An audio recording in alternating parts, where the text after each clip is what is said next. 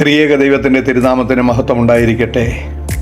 കർത്താവിൽ സ്നേഹം നിറഞ്ഞ ഭാഗ്യവചനധാരയിലെ ശ്രോതാക്കളായ പ്രിയപ്പെട്ട എല്ലാവർക്കും നിങ്ങളുടെ ശത്രുക്കളെ സ്നേഹിപ്പീനെന്ന് അരുളി ചെയ്ത കർത്താവായ യേശുക്രിസ്തുവിൻ്റെ ധന്യനാമത്തിൽ എൻ്റെ സ്നേഹവന്ദനം അറിയിക്കുന്നു. ഇപ്പോൾ നാം ദൈവവചന പഠനത്തിനായി തിരഞ്ഞെടുത്തിരിക്കുന്നത് സങ്കീർത്തന പുസ്തകമാണല്ലോ.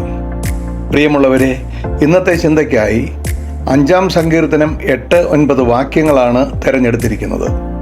1, 2, 3, 4 സങ്കീർത്തനങ്ങളിൽ നീതിമാന്മാരുടെയും ദുഷ്ടന്മാരുടെയും ജീവിതത്തിൽ അവരുടെ പ്രവർത്തനങ്ങളിലും സ്വഭാവത്തിലും സംഭാഷണങ്ങളിലുമുള്ള വ്യത്യാസമാണ് വിഷയം. അതുപോലെ 5-ാം അധ്യായത്തിൽ ദുഷ്ടന്മാർ ശത്രുക്കളാണെന്ന് ദൈവത്തെ പഠിപ്പിക്കുന്ന നീതിമാന്മാരെയാണ് ദാവീദ് രാജാവ് തൻ്റെ ജീവിതത്തിലൂടെ വരച്ചു കാണിക്കുന്നത്. 5-ാം അധ്യായത്തിൻ്റെ 8-9 വാക്യങ്ങളിൽ ഇപ്രകാരം പറയുന്നു: യഹോവേ, എൻ്റെ ശത്രുക്കൾ നിമിത്തം നിന്റെ നീതിയിൽ എന്നെ നടത്തണമേ. എൻ്റെ മുൻപിൽ നിന്റെ വഴിയെ നിരപ്പാക്കണമേ. അവരുടെ വായിൽ ഒട്ടും നേരില്ല, അവരുടെ അന്തരംഗം നാശകൂപം തന്നെ. അവരുടെ തൊണ്ട തുറന്ന ശവക്കുഴിയാകുന്നു. നാവുകൊണ്ടവർ മധുരവാക്ക് പറയുന്നു. ദൈവമേ, അവരെ കുറ്റം വിധിക്കണമേ. പ്രിയമുള്ളവരെ, പഴയ നിയമകാലത്തെ മനുഷ്യരുടെ മനോഭാവങ്ങൾ നന്നായി അറിയുന്ന യേശുക്രിസ്തു പുതിയ നിയമത്തിൽ തൻ്റെ ശിഷ്യന്മാരെ പഠിപ്പിക്കുന്നത് എങ്ങനെയാണ് എന്ന് നമുക്ക് നോക്കാം. വിശുദ്ധ മത്തായിയുടെ സുവിശേഷം 5-ാം അധ്യായത്തിൻ്റെ 43-44 തിരുവചനങ്ങളിൽ കൂട്ടുകാരനെ സ്നേഹിക്കുക എന്നും ശത്രുവിനെ പകയ്ക്കുക എന്നും അരുളി ചെയ്തത് നിങ്ങൾ കേട്ടിട്ടുണ്ടല്ലോ. ഞാനോ നിങ്ങളോട് പറയുന്നത്, നിങ്ങളുടെ ശത്രുക്കളെ സ്നേഹിപ്പീൻ.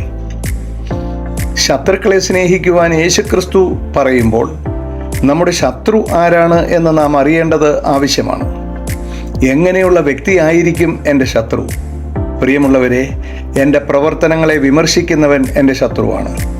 എൻ്റെ കുറ്റങ്ങൾ കണ്ടെത്തി എന്നെ ആക്ഷേപിക്കുന്നവൻ എൻ്റെ ശത്രുവാണ്.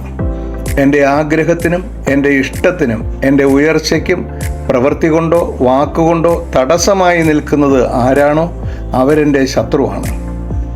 അപ്പോൾ ആരാണ് എൻ്റെ ഒന്നാമത്തെ ശത്രു എന്ന് ഞാൻ അറിയേണ്ടത് എൻ്റെ ആവശ്യമല്ലേ? ആ ശത്രു ആരാണെന്ന് കണ്ടെത്താൻ വിശുദ്ധ ബൈബിളിലേക്ക് തന്നെ നമുക്ക് ഒന്ന് കടന്നു ചെല്ലാം. പരിശുദ്ധനായ പൗലോസ്ലീഹ റോമർക്കെഴുതിയ ലേഖനം 7-ാം അധ്യായത്തിൻ്റെ 19 മുതൽ 21 വരെയുള്ള വാക്യങ്ങൾ വായിക്കുമ്പോൾ ആരാണ് എൻ്റെ ശത്രു എന്നും ആരെയാണ് ഞാൻ ആദ്യം സ്നേഹിക്കേണ്ടത് എന്നും മനസ്സിലാകും. റോമർക്കെഴുതിയ ലേഖനം 7-ാം അധ്യായത്തിൻ്റെ 19-ാമത്തെ വാക്യത്തിൽ ഇപ്രകാരം പറയുന്നു: ഞാൻ ചെയ്യുവാൻ ഇച്ഛിക്കുന്ന നന്മ ഞാൻ ചെയ്യുന്നില്ലല്ലോ, ഞാൻ ഇച്ഛിക്കാത്ത തിന്മയത്രേ ഞാൻ പ്രവർത്തിക്കുന്നത്. ഒരിക്കൽ കൂടി വായിക്കുന്നു: ഞാൻ ചെയ്യുവാൻ ഇച്ഛിക്കുന്ന നന്മ ഞാൻ ചെയ്യുന്നില്ലല്ലോ, ഞാൻ ഇച്ഛിക്കാത്ത തിന്മയത്രേ ഞാൻ പ്രവർത്തിക്കുന്നത്. ഇവിടെ എൻ്റെ ശത്രു ഞാൻ തന്നെയാണ് എന്നുള്ള സത്യം വരച്ച് കാണിക്കുന്നു. അതുകൊണ്ടാണ് എനിക്ക് മറ്റുള്ളവരുടെ നന്മ കണ്ടെത്തുവാൻ സാധിക്കാത്തത്. മറ്റുള്ളവരുടെ കുറ്റങ്ങൾ കണ്ടെത്തി അത് വിളിച്ചു പറഞ്ഞ് ഞാൻ അവരെ പരിഹസിക്കുന്നു. എൻ്റെ മാതാപിതാക്കന്മാരോട്, എൻ്റെ സഹോദരീ സഹോദരങ്ങളോട്, എൻ്റെ ഭാര്യയോട്, ഭർത്താവിനോട്, മക്കളോട്, സുഹൃത്തുക്കളോട്, സഹപ്രവർത്തകരോട് എപ്പോഴെങ്കിലുമൊക്കെ ഞാൻ വളരെ മോശമായ രീതിയിൽ കർക്കശ സ്വഭാവത്തോടു കൂടി സംസാരിച്ചിട്ടുണ്ട് എങ്കിൽ, പെരുമാറിയിട്ടുണ്ട് എങ്കിൽ, അവരുടെ കുറ്റങ്ങൾ കണ്ടെത്തി വിളിച്ചു പറഞ്ഞിട്ടുണ്ട് എങ്കിൽ, അടുത്ത നിമിഷങ്ങളിൽ എൻ്റെ മനസാക്ഷി എന്നെ കുറ്റപ്പെടുത്തും, നീ ചെയ്തത് തെറ്റാണ് എന്ന്. കാരണം ഞാൻ ആഗ്രഹിക്കാത്ത തിന്മയാണ് ഞാൻ ചെയ്തുകൊണ്ടിരിക്കുന്നത്. അപ്പോൾ നമ്മുടെ തെറ്റുകൾ മനസ്സിലാക്കി അവരോട് ക്ഷമ പറയുന്നു. കാരണം നന്മ നമ്മിൽ ഉള്ളതുകൊണ്ടാണ്. ഇത് എന്തുകൊണ്ട് സംഭവിക്കുന്നു എന്ന് റോമർക്കെഴുതിയ ലേഖനം 7-ാം അധ്യായത്തിൻ്റെ 20-ാമത്തെ വാക്യം വായിക്കുമ്പോൾ മനസ്സിലാകും.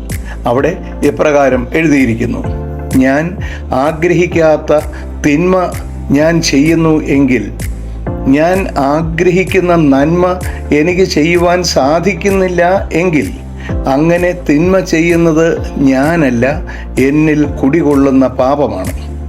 മറ്റൊരു സത്യവും കൂടി 21-ാമത്തെ വാക്യത്തിൽ നമുക്ക് കാണുവാൻ കഴിയും: അങ്ങനെ നന്മ ചെയ്യുവാൻ ഇച്ഛിക്കുന്ന ഞാൻ തിന്മ എൻ്റെ പക്കൽ ഉണ്ട് എന്നൊരു പ്രമാണം കാണുന്നു. എന്നിൽ വസിക്കുന്ന പ്രമാണം എന്താണ് എന്ന് ഞാൻ മനസ്സിലാക്കി വിശുദ്ധ കുംഭസാരം എന്ന കൂദാശയിലൂടെ ഏറ്റുപറഞ്ഞ് വിശുദ്ധീകരണം പ്രാപിക്കണം.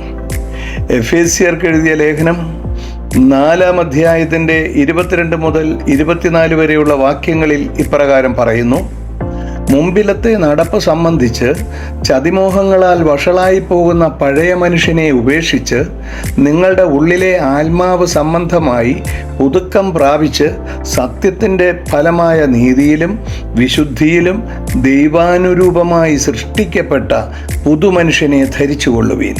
അങ്ങനെ ആദ്യം ഞാൻ എന്നിലുള്ള ശത്രുതാ മനോഭാവത്തെ ഉപേക്ഷിച്ച്, എന്ന് പറഞ്ഞാൽ ഞാൻ വെറുക്കുന്ന എല്ലാ പ്രവർത്തനങ്ങളെയും ഉപേക്ഷിച്ച് എന്നെ സ്നേഹിച്ച് ദൈവസന്നിധിയിൽ ശ്രേഷ്ഠരായി ജീവിച്ച് മറ്റുള്ളവരുടെ നന്മ കണ്ടെത്തി അവരെ പ്രോത്സാഹിപ്പിക്കുവാൻ കഴിയുന്ന വിധത്തിലുള്ള നന്മ പ്രവർത്തിക്കുവാൻ നമ്മുടെ പ്രവർത്തനങ്ങളെയും നമ്മുടെ ചിന്തകളെയും നമ്മുടെ ഭാവങ്ങളെയും നമ്മൾ വിശുദ്ധീകരിച്ച് ഞാൻ എന്നെ സ്നേഹിക്കുന്നത് പോലെ തന്നെ മറ്റുള്ളവരെയും സ്നേഹിക്കുന്ന അവസ്ഥയിലേക്ക് നമുക്ക് വളരുവാൻ സാധിക്കും. അതിന് നമ്മുടെ ദൈവമായ കർത്താവ് നമ്മെ ഏവരെയും സമർത്ഥമായി അനുഗ്രഹിക്കട്ടെ എന്ന് പ്രാർത്ഥിച്ചുകൊണ്ട് ഞാൻ എൻ്റെ വാക്കുകൾ ഇവിടെ നിർത്തുന്നു. ദൈവം നമ്മെ എല്ലാവരെയും അനുഗ്രഹിക്കട്ടെ.